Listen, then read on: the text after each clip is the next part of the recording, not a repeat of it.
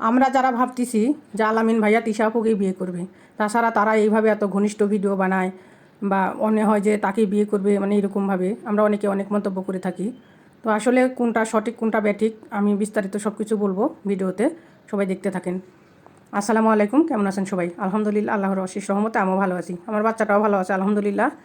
তো যাই হোক আর কি, যেটা বলছিলাম, তো সেটা হচ্ছে আলামিন ভাইয়ার বাড়ি কিন্তু আমাদের রাজশাহী ডিস্ট্রিক্টে, এবং তিশা আপুর বাড়িও কিন্তু একেবারে মেন রাজশাহীতে।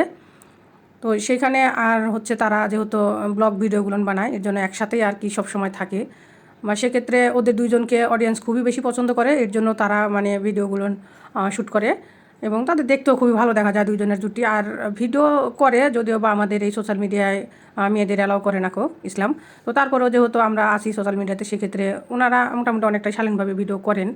আবার অনেকগুলো কাপল আছে তারা এরকমভাবে করে না, তারা ওড়না ছাড়া করে বা মানে নানান ধরনের ড্রেস পরে। তো সেক্ষেত্রে ওদের ভিডিওগুলো মোটামুটি দেখতেও ভালো দেখা যায়। আর তিশা আপু কিন্তু খুবই একটা মানে রহস্যজনক মানুষ, মানে খুবই হাসি তামসা, মানুষকে কখনো মন খারাপ করে কিন্তু থাকতেই দেয় না, এবং নিজেও থাকে না। তো সেক্ষেত্রে আমাকে কিন্তু তিশা আপুকে কিন্তু খুবই ভালো লাগে, এবং আলামিন ভাইয়া খুবই একটা শান্ত স্বভাবের মানুষ, এর জন্য আমার খুবই পছন্দ।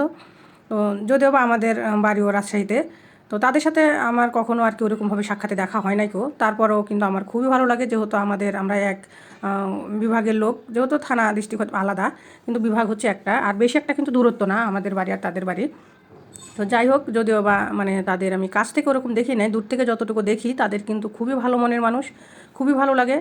আর আলামিন ভাইয়া বিয়ে করতেছে অন্য একটা মেয়েকে, ওই ভিডিওগুলোও অনেক দেখা হয়েছে আর কি, অনেক ভিডিওতে এটা পাবলিশ করা হয়েছে। তো সবাই দেখবেন সেই ভিডিওগুলো, আর এই ভুলগুলো আর কি সবাই শুধরে নেবেন।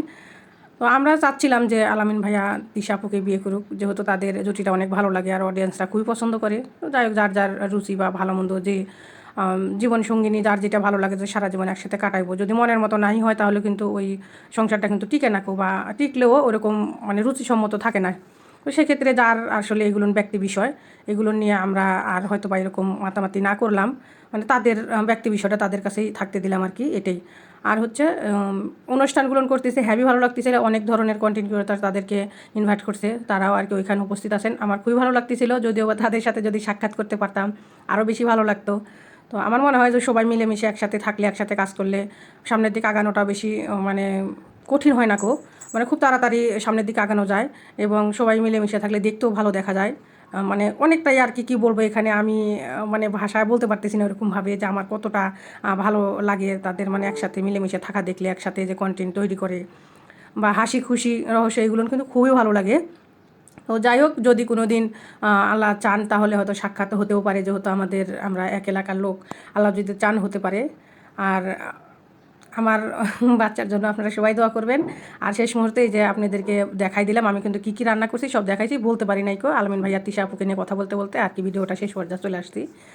তো আমার বাচ্চার জন্য দোয়া করবেন। আর আমার মানে ছোটো মাছ, বা আমাদের গ্রামের ভাষায় এটাকে গুচি মাছ বলা হয়, আর ঢাকা শহরের ভাষায় এটাকে বাইম মাছ বলা হয়, সেটা আর কি চচ্চড়ি করেছি টমেটো আলু আর পেঁয়াজ দিয়ে। তো তরকারিটা কিন্তু দেখতে যতটাও সুন্দর হয়েছিল, খেতে কিন্তু তার চেয়ে থেকে মনে হয় বেশি টেস্ট হয়েছে। আর এই যে চিকেন পকোড়া, এটা আমার টুসুমণি বাবাকে রাত্রে করে দিলাম আর কি, সন্ধ্যার সময় আর কি, মাগরিবের পরে। তো অনেকটাই মজা হয়েছিল, যদিও বা আমি এভাবে নিজে হাতে প্রথমবার তৈরি করছি। তো সবাই ভালো থাকবেন, আল্লাহ হাফেজ, আসসালামু আলাইকুম।